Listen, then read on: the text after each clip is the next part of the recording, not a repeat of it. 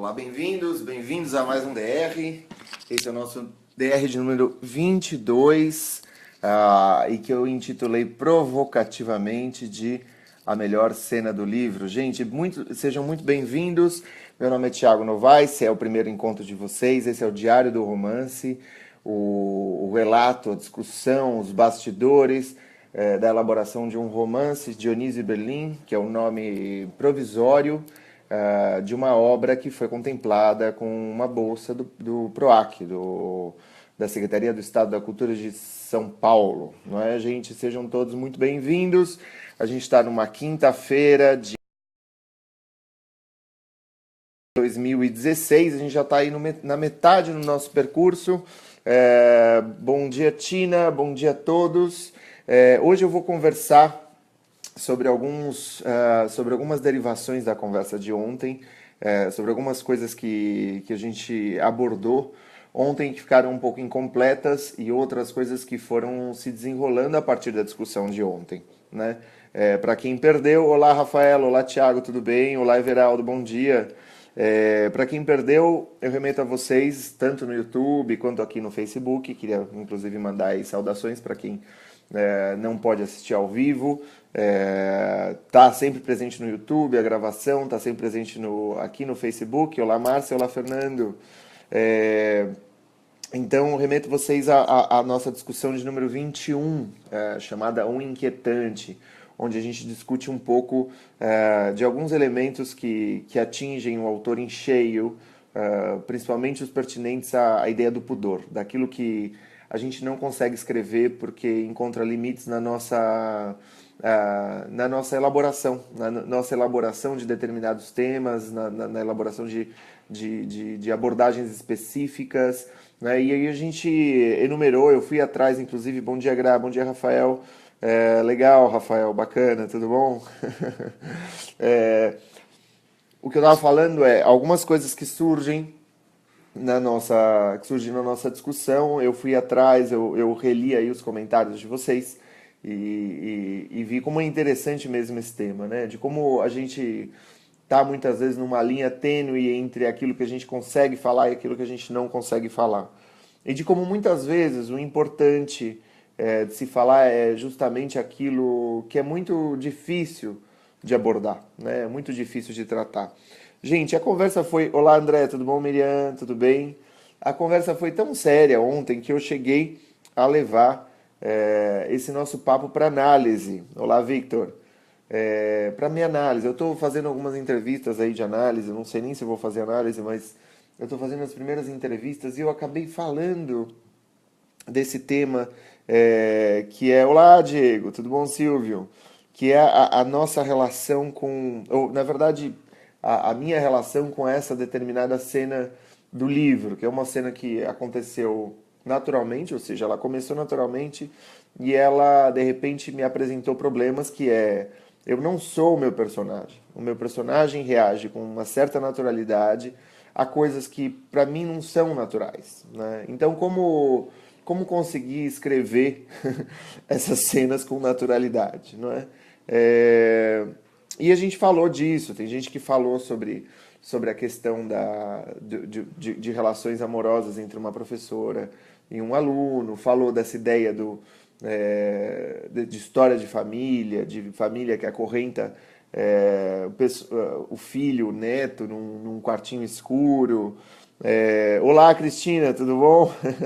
Análise é bom demais, mas essa análise foi particularmente perturbadora, porque eu remontei a minha viagem em 2014. Em 2014 eu escrevi Os Amantes da Fronteira, eu estava em Berlim, eu estava elaborando Os Amantes da Fronteira lá, e ao mesmo tempo captando elementos que viriam a se tornar esse nosso romance, o Dionísio em Berlim, né?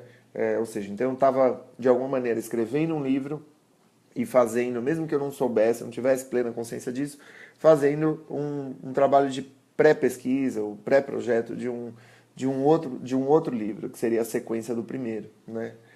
E que se passaria nessa cidade, que é uma cidade sem centro. Berlim é uma cidade com múltiplos centros, ele tem diversos pontos que se destacam, e eles é formado por ilhas assim de centros, né? Você tem Kreuzberg como um centro, você tem Mitte como outro centro, são os bairros ali da cidade, né? É, bom, e essa cena começou a se desenrolar na história, bastante perturbadora pra mim. Aí a gente se descobre que a gente é um cara mais careta do mundo, a gente sente e fala, puta, eu sou muito careta, cara. E ao mesmo tempo você fala, não, mas eu não sou careta, não é exatamente que eu sou careta, eu não sou careta. E a gente começa a lidar com esse tipo de problema, né? E o que é ser careta, o que não é ser careta, e até que ponto que também os nossos limites são colocados, são nossos limites e ponto, né? Mas eu tenho que abordar certas coisas que eu acho importante, e que são difíceis de abordar, são desafiadoras para mim, né?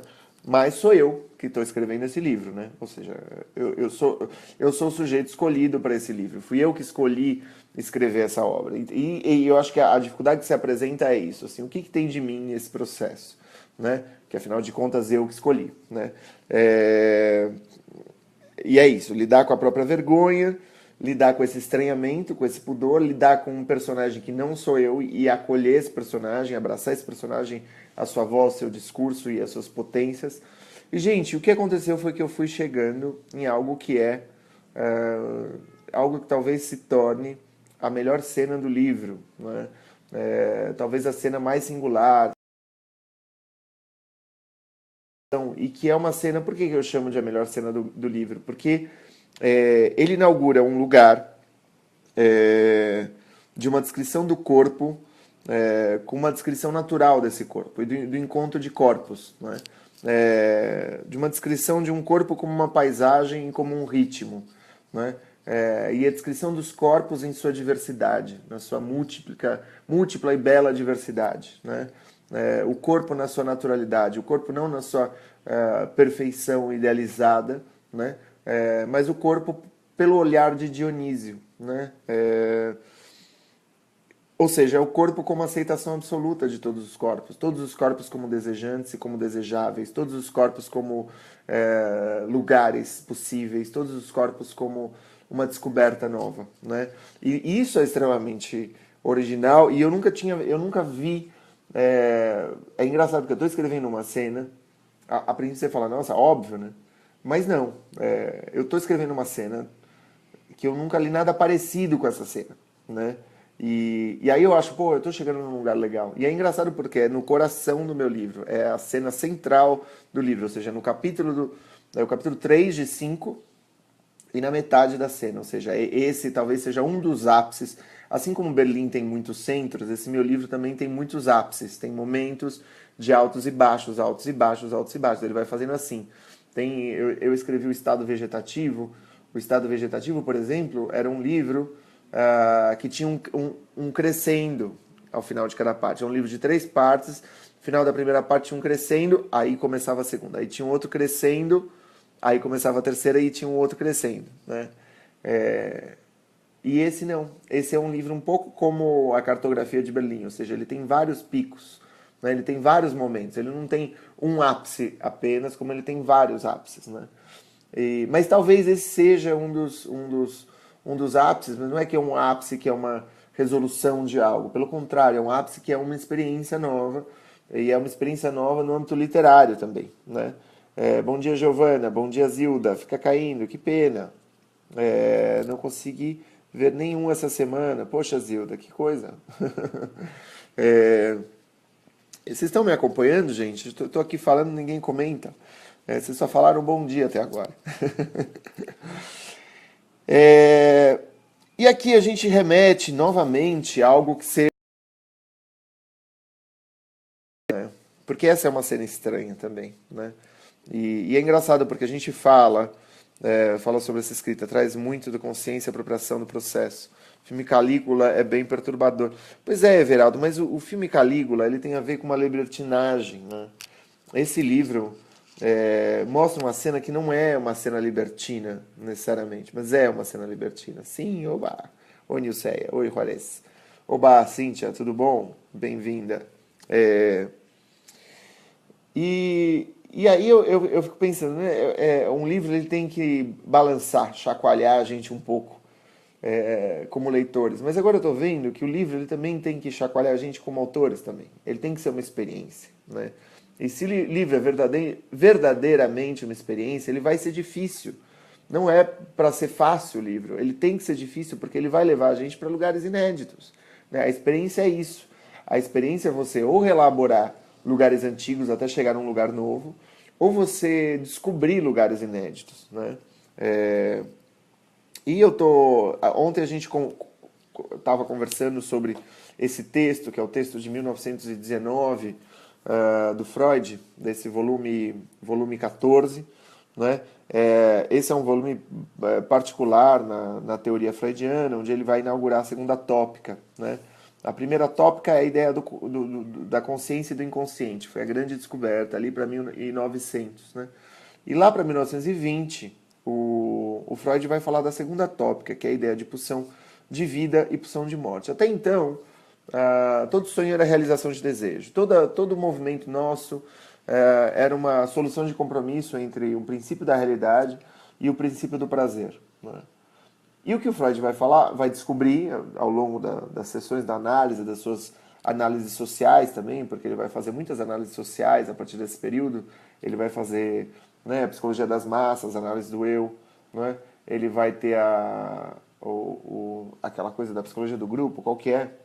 É a psicologia das massas, a análise do eu, e aí tem outro texto, que é um dos textos fundamentais, que eu não tenho aqui. Mas esse é o texto, enfim, esse é o volume do Além do Princípio do Prazer, né? Que é justamente isso, a descoberta de que há algo além do princípio do prazer. E nesse texto inquietante ele vai começar a falar de que o psicanalista ele estuda como a arte do belo, mas também a arte do feio, a arte do inquietante, a arte daquilo que não tem um lugar muito fácil. Luta e melancolia é uma boa análise social, mas eu estava me referindo... peraí, deixa eu ver se eu encontro aqui, gente. Peraí. Onde está esse livro? Aqui, peraí. O Mal-Estar na Civilização. O Mal-Estar na Civilização, que é um texto de 1930, é um dos últimos que ele escreve, né? Esse é o último volume das obras completas, que eles estão fazendo uma tradução muito boa agora, com Paulo César de Souza. Mas eu estava falando desse livro. E o texto do Inquietante ele vai elencar alguns dos elementos que a gente considera perturbadores no nosso cotidiano e perturbadores na arte. Não é? Uma das coisas que ele vai falar é que essa coisa do perturbador é variável. Né? Algo que para mim é perturbador pode não ser para a Graciana, por exemplo. Né? Algo que para a Rafaela é perturbador pode não ser para o Silvio, e assim por diante. Né? Ou seja, o perturbador é um índice subjetivo e muito variável. É quase como a sensação de frio ou calor. Não é? Ele vai elencar alguns dos elementos para encontrar um pouco a raiz do que é, por que a gente se sente perturbado na leitura. Né? E eu acho que a gente pode utilizar isso para construir como um dos parâmetros possíveis para a construção de certas coisas, para o desbravamento de certos limiares, né, que são limiares subjetivos e sociais ao mesmo tempo. Né? Somos figuras sociais, né, gente? E eu fiz aqui um pequeno elenco dessas... Ele vai analisar um livro do Hoffman, né? Thomas Bernhard possui um livro chamado Perturbação. Olha que legal. Boa. É mérito do professor, ele estimula esse livro de pensar. Falando, mas é teu. Desculpa, eu perdi aqui. Ó. E uma das características que ele considera perturbadoras e que ele descobre como perturbadoras é a história do inanimado, do animado. Né? O que vem a ser isso? Quando você, de repente, está conversando, né? E está conversando no quarto com alguém, ou está num quarto sozinho, não é? E você vê tá, o quadro, pinturas, tem umas bonecas ali encostadas, e algo que você considera inanimado, ou seja, algo que não tem vida, uma boneca, um quadro, de repente parece animado para você. Não é? De repente te parece vivo. Né? Algo que você considerava apenas um objeto, assume vida, né? É, por que que ele vai... E ele vai usar isso lá no exemplo da boneca Olivia, do texto do Hoffman, porque ele vai analisar um texto do Hoffman no livro, no artigo do Inquietante, é uma análise super elaborada, super rebuscada, algumas coisas é até difícil de acompanhar, assim, no texto do Freud. Assim, tem algumas coisas que eu falo, bom, né? Mas tem algumas coisas muito interessantes, né? E uma delas é justamente esse inanimado animado, né? E ele vai encontrar as razões disso dizendo que o afeto do inquietante é uma angústia, né? A angústia para o Freud é uma espécie de cor branca dos afetos, né? É como se descobrir apaixonado pelo melhor amigo. O animado e inanimado, olha só. É verdade. Isso pode ser. Mas a razão que ele vai dar do inanimado, animado, sabe? A boneca que de repente vira a cabeça e olha para você e na verdade você vê que aquilo lá tá vivo, né?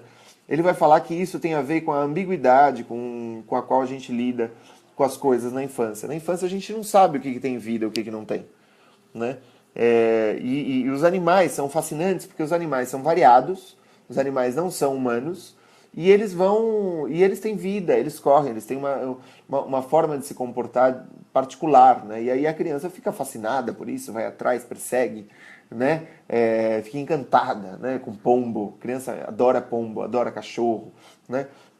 E ao mesmo tempo a criança anima as bonecas, a criança brinca que as bonecas são vivas, porque ela ainda está, de alguma maneira, delimitando essa esfera do que é animado, do que tem alma e do que não tem, né? Animado vem de ânima, que deriva de alma, né? As coisas que têm alma e as coisas que não têm, né? Então, quando isso aparece num livro, né, isso costuma dar aquela chocada, costuma dar aquele susto, aquela expressão de um afeto inquietante, né? Outro exemplo que ele vai dar é da epilepsia e da loucura, né? Quando um sujeito, de repente, é tomado por um acesso de um surto psicótico, ou um sujeito tem uma crise epilética, alguma dessas expressões. E aí a gente vai pensar, mas exatamente por que que isso nos assusta, né? Por que que isso angustia? Por que que a expressão da loucura é muito angustiante?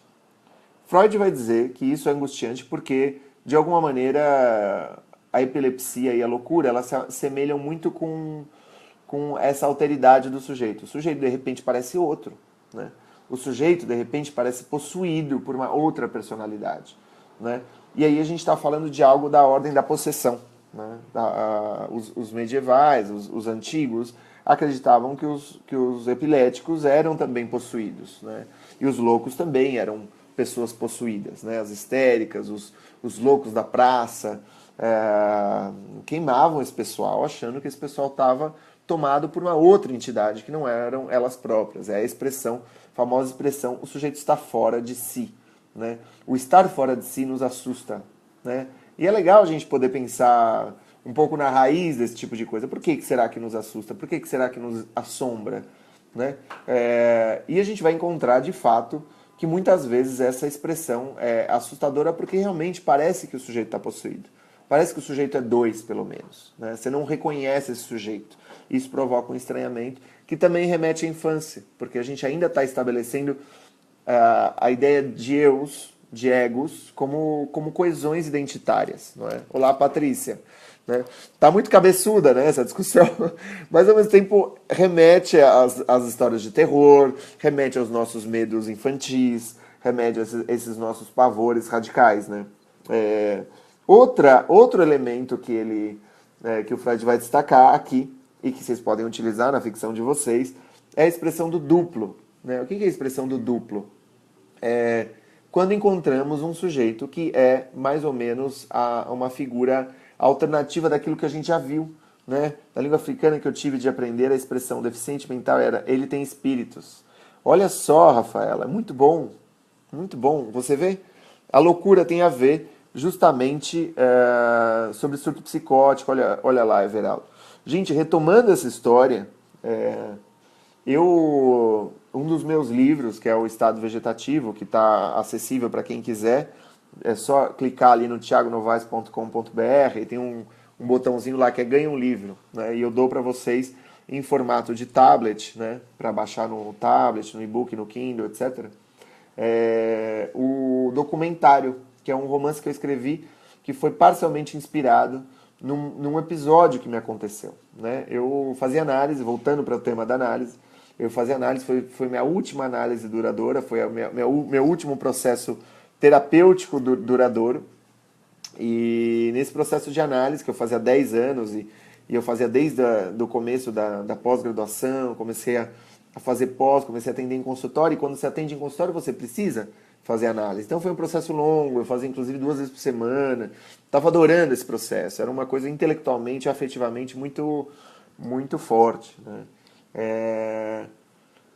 E lá pelas tantas, muitos anos depois de ter passado vários momentos com essa analista, ela de repente desaparece. Né? Essa minha analista desaparece e quem liga é a secretária. Eu acho sempre muito estranho, porque minha analista era quem me ligava para desmarcar alguma coisa e ela nunca tinha desaparecido dessa forma. Ela desaparece por um mês e volta muito abatida, né? Muitíssimo abatida. E conversa comigo, fala que teve problemas na família e tal, papapá, que ela reparou que ela tinha 60 anos, que ela não era mais uma jovem, que ela não podia trabalhar no mesmo ritmo e tal.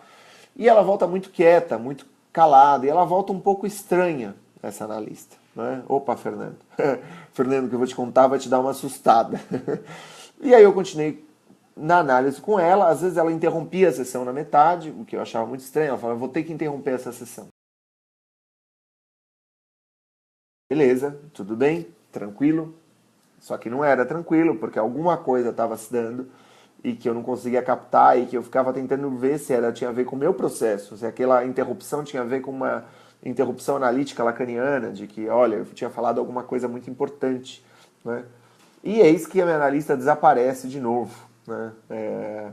E aí eu já acho que ela está doente, que ela está com câncer, que ela deve estar passando por uma questão muito séria. Né, e já começa a pensar, falou, putz, ela tá mal, ela não quis falar sobre isso na primeira vez, e ela desapareceu outra vez. Né? E mais ou menos 2 meses depois desse sumiço, ela mesma me liga, era um começo de um ano, primeiro mês, janeiro de 2010, ela me liga falando, Thiago, eu tive um surto psicótico. Tararara. E o meu mundo caiu, né? Aí eu falei, meu, como assim? Você era a base da minha loucura, da minha sanidade, da minha loucura, ó, ato falho. Você era a base da minha sanidade? Como assim você... claro que eu não falo isso, mas eu penso, eu não entendo nada na hora que ela liga. E quando ela liga, ela fala num tom muito pesaroso, muito forte, muito pesado. Essa história deu um romance, Tina. Essa história foi premiada pela Funarte, né? Virou romance. E minha analista fala, eu tive um surto psicótico. Né? E aí eu vejo que ela ainda está em surto, porque a voz dela está pesada, porque ela fala as coisas com uma espécie de concretude, porque a relação com a dimensão simbólica fica afetada. Por exemplo, uma pessoa em surto, né, um psicótico, ele não consegue trabalhar com metáforas. As metáforas são muito literais para o psicótico, ou seja, tá muito, a palavra e a coisa ultra romântico, é quase ultra romântico, por que ultra romântico? Uou, não é? Gente, leiam um livro, vejam um filme, documentário, conta um pouco essa história. Olá, Mari, tudo bom? E é isso, no psicótico, e é muito interessante porque o psicótico ele dá um pouco essa dimensão de como a gente enxerga a linguagem. Né? A gente dá um distanciamento, a linguagem serve pra gente como uma mediação para o mundo, a gente brinca pela linguagem para que a gente possa operar no mundo real de uma forma mais acertada, menos ensaiada. Né? Então a linguagem é o lugar do ensaio e o psicótico não tem isso. E eu captei isso no telefonema, eu captei isso na ligação. E foi uma das ligações mais perturbadoras do mundo. E ela começou a falar que gostaria que eu ligasse para os outros pacientes dela para contar. Porque eu tinha recomendado, indicado para 2 amigos, ela como analista, né? Porque eu não via problema nisso, indiquei. E ela falou, eu gostaria que você ligasse para eles, contasse essa história. E para mim foi uma posição muito perturbadora. E para coroar, né, a cereja do bolo, que alguns meses depois ela me ligou falando, eu já estou bem, vamos retomar a análise. Né? E eu fui lá para retomar a análise e eu vi que ela ainda estava em surto.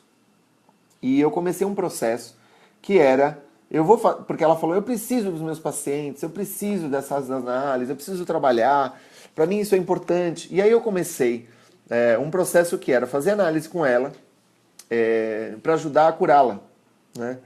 Fazer análise com a minha analista para que ela, de alguma forma, se colocasse no lugar, não é? Sanidade é 4 ultra é insano. Não, mas ela foi a base da minha sanidade, né? E eu encontrei com ela pessoalmente e ela falando isso, eu falei, não, vou ajudá-la, vou fazer. Ou seja, era uma análise reversa. Eu, como paciente, de alguma forma, ia ajudá-la a se situar nesse lugar. Claro, não deu certo. Isso não deu certo, né? Mas o fato é que lá pelas tantas, né, quando eu tinha acabado de saber dessa história, eu andava na rua, te juro, eu juro pra vocês que aconteceu isso. Eu andava na rua e todo mundo, eu enxergava o fundo de loucura em todos os olhares das pessoas na rua. Eu enxergava o fundo da conversão, sabe? Porque parecia que de repente essa questão da loucura era tão fácil de acontecer, né? Porque, pô, era minha analista. Ela era super legal, super... E ela deve ser ainda, ela deve ter se recuperado, deve ser uma baita analista. Eu não consegui mais fazer análise com ela. As carinhas assombradas. Ai, que engraçado, gente. Pois é, essa história coroa um pouco esse nosso texto, Conectar. E é um pouco, e fala, é tudo muito irônico, é tudo muito irônico. Gente, a vida, ela ultrapassa a ficção. Por isso que a gente tem que tomar da matéria da vida algo que a gente não conseguia esperar, né? E existe esse surto psicótico da figura da analista no meu romance, o documentário. E a primeira parte do romance se chama A Cura do Autor. Também é irônico, porque são dois monólogos que vão se intercalando, o analista e o escritor, o analista e o escritor. E o escritor funciona como paciente e o analista também como um crítico. E é muito interessante, porque trabalha esse jogo das duas coisas, né?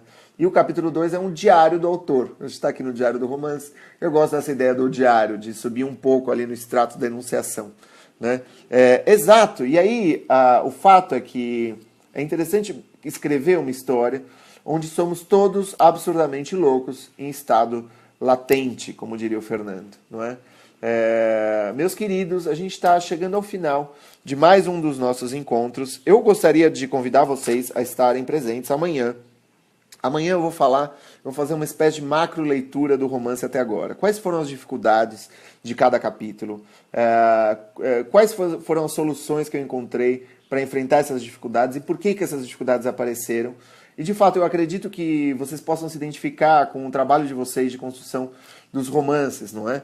O Vinícius me escreveu um inbox que eu achei muito interessante. Eu vou falar para vocês da diferença entre narrativa de trama e narrativa de percurso.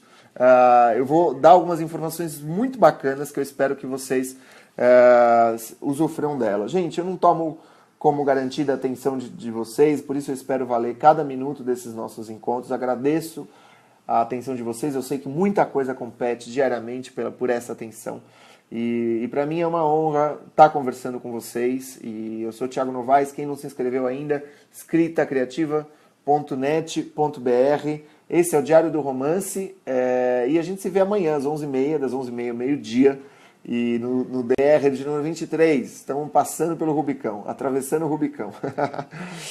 Queridos, muito obrigado, um grande abraço e a gente se vê amanhã. Tchau!